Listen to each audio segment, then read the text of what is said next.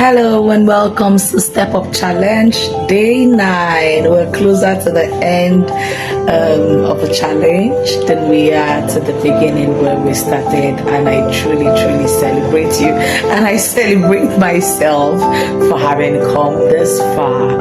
It has truly been an amazing time of discovery. Remember that the reason why we began the Step Up Challenge is to explain to you or to point out to you some of the little habits that have been chipping away at the core of who you are and stopping you from being the best version of who God has created you to be.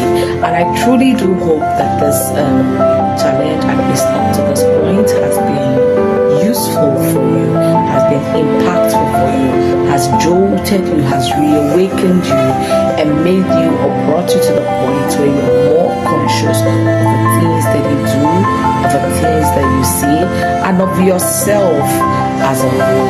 I truly hope that is my aim, and I truly hope that up to this point we have achieved or are very close to achieving it. Today we're talking about a very important topic: effective communication. And communication is so important that today I came to teach with a notebook. So if you catch me looking sideways, I'm actually looking at my notebook because I want to be sure that I hit the nail at the head where it matters. Today I don't want to dilly-dally. I don't want to teach from residual knowledge. I want to be sure that we are hitting the nail on the head. Right, so communication is important. Why? Effective communication. Remember, we're not talking about communication, we're talking about effective communication. For effective communication is the bridge between intention and connection. The bridge between intention and connection. You can mean very well, have the most noble of intentions, but when you open up your mouth to communicate what you want or what you mean, you end up having issues with the person that you are communicating with. Have you had this scenario play out before in your life where you have the best of intentions, but by the time you talk to somebody about it, it just brings up a whole lot of issues, and you're wondering, what did I say? Why are you angry? I mean well, this is what. No, the problem is not that you don't mean well. The problem is likely a misunderstanding that arose from miscommunication, non-effective communication, ineffective communication. So why are we talking about effective communication? Why does effective communication matter? The number one reason is that every meaningful relationship is built on a healthy communication. Every meaningful relationship in your life is built on a healthy communication. So if you have a relationship and the communication is unhealthy, that relationship is going to struggle. It doesn't matter if it's your relationship with your parents, or relationship with your siblings, or relationship with a spouse, or relationship with your teachers, your lecturers. Every meaningful relationship is built on healthy communication. So you would need to learn to communicate effectively to keep your relationships meaningful. Number two is that poor communication can damage opportunities. They can damage friendships. They can damage your personal growth. So you may mean well all of the time. There's a lady in the group who said, in the Telegram community, who said that every time she tries to help people, they turn around and paint her as an arrogant person. It may be a problem with communication, how you communicate during the period where you are helping somebody. So poor communication can damage opportunities. Poor communication can mess up your friendships. Poor communication can ruin your personal growth. This is one of the reasons why we are talking about it. The third reason is that effective communication is key for leadership. It is key for influence. It is key for purpose. If you don't learn effective communication, you're not going to be able to lead people effectively. If you don't learn effective communication, you're not going to be able to communicate influence. You would have the things that would make for a very influential life, but you would not be able to communicate that influence to people around you, because what you say to them will be the opposite or will negate the things that you want to pass on to them. And then effective communication is key for purpose. For purpose to come to pass, you would need to communicate what you have in mind to people around you, so that you can build your team, so that you can get people to buy your vision, so that you can get people to believe and to do what God has sent you here to accomplish. So effective communication is important and non-negotiable. What is effective communication? We have spent about 5 to 7 minutes talking about effective communication, but we haven't defined what it means. Effective communication is the ability to define or to express your thoughts, needs, and feelings in a way that is understood and respectful. So you want to express your thoughts, you want to express your needs, you want to express your feelings, you want to express your ideas, but you also need to do it in a way that the other party understands and in a way that is respectful to the other party. So it is possible for you to communicate all of these things, to express all of these things, but the other party does not get you. It is also possible to express all of these things, the other party understands you, but they feel disrespected as a result of how you said what you said. So effective communication is not just about passing a message. It's not just about communicating or expressing your thoughts. It's about doing it in a way that the other party understands it and a way that is respectful to everybody who listens to you. That is effective communication. So there are a few things that make up for effective communication, elements of effective communication. Number one is clarity. Clarity is non-negotiable when you are talking about effective communication, because you would need to say what you mean. You want to be sure that what you are saying is exactly what you mean, that the way you are communicating your words are not taking away from the meaning of the words. The way that you are expressing what you have in mind is not adding to or subtracting from your intended meaning. Clarity, say what you mean. Number two is confidence. 2 days ago we talked about building confidence, and here it comes again in communication. Confidence means say what you mean without fear. Say what you mean without fear. Say it with your full chest. That's how you say it in Nigeria. Say it with your full chest.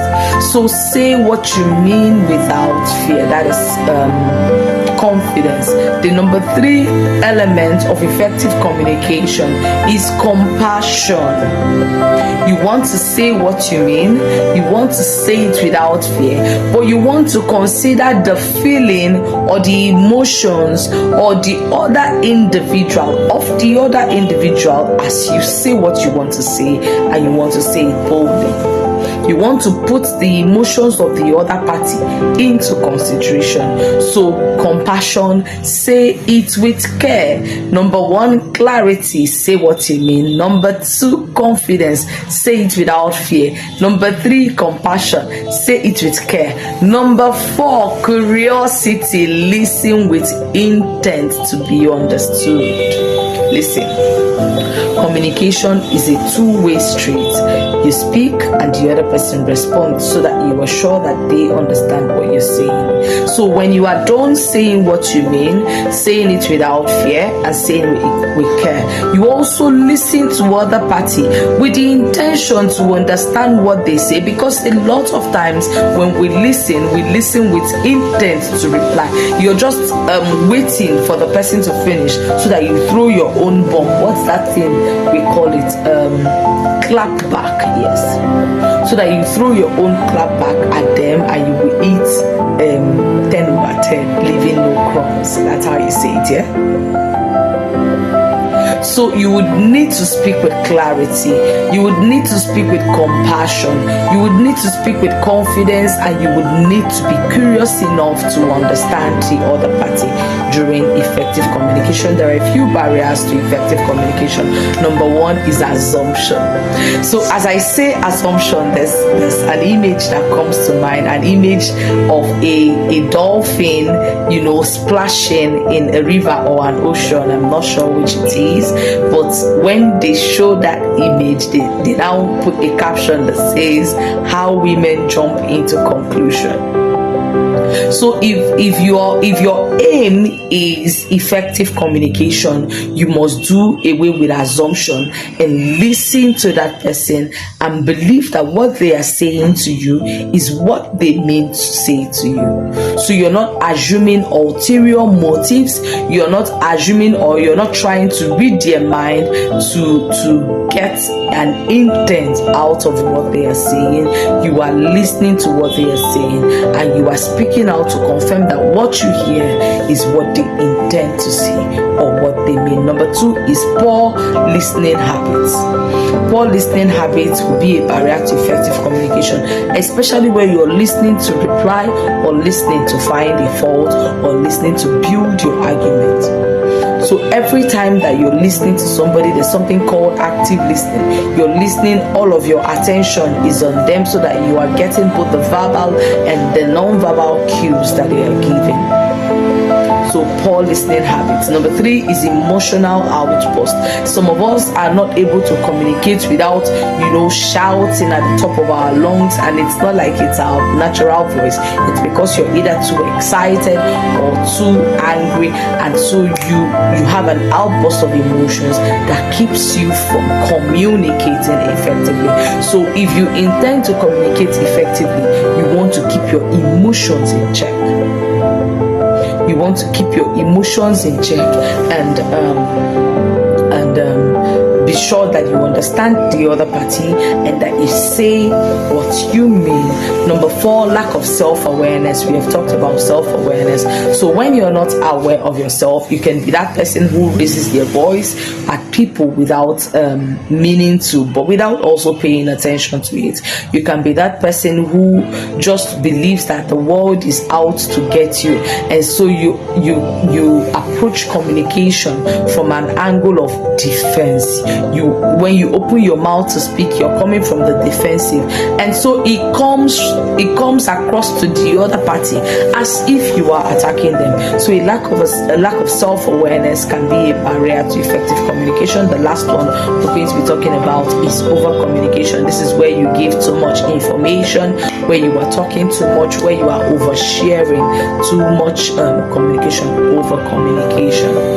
So when you want to communicate effectively, you have to draw a boundary around what matters and stay within that boundary. Don't go outside what is important for that communication session. Stay within the boundaries of what matters. Don't over communicate. And so we'll end by giving a few tips for effective communication or for better communication. Number one is active listening. I've told you about active listening, where you have to pay attention to the person to understand what they're saying, where you are not trying to multitask. You're paying full attention, not on your phone scrolling away while the person is talking or anything like that. Active listening. Number two is the I statement. I statements are magical, if you ask me, in communication. So what I statement says is that when you want to communicate with somebody, you don't say, you always pick on me, or you always do this thing, or you always know. Instead, what you should do is, I feel like every time I come to complain to you about something, you don't take me seriously. So what you are expressing is what you feel, and you are taking the bulk of the blame of that person. I feel like you don't have a value for my time. You don't value my time. You don't value my time. Every time you are coming late, I feel like you don't value my time. And that feeling comes from the fact that every time we have an appointment, you either break it off or you come late. You leave me waiting for a long time. So use I statement to communicate. The next one is think before you speak.